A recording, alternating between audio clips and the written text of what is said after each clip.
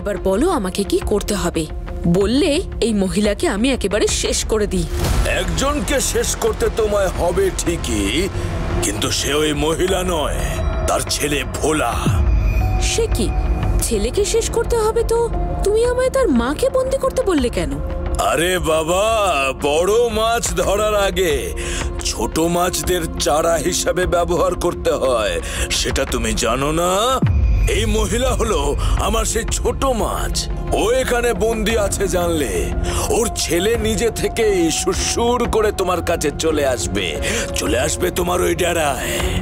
কিন্তু ওর ছেলেকে তো জানান দিতে হবে যে ওর মা আমার কাছে বন্দি। সে কাজ তোমাকে করতে হতো, কিন্তু এখন আর করতে হবে না। বলে সর্বনাশ হয়ে গেছে। কি হয়েছে রে মহেশ?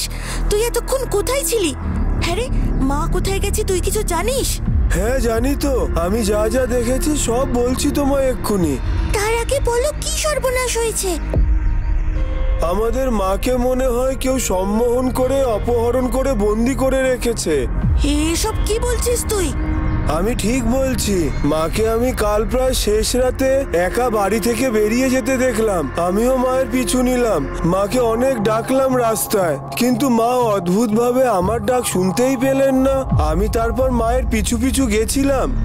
মানে? কিন্তু কেন? অপহরণ করা হয়েছে মানেটা কি মহেশ?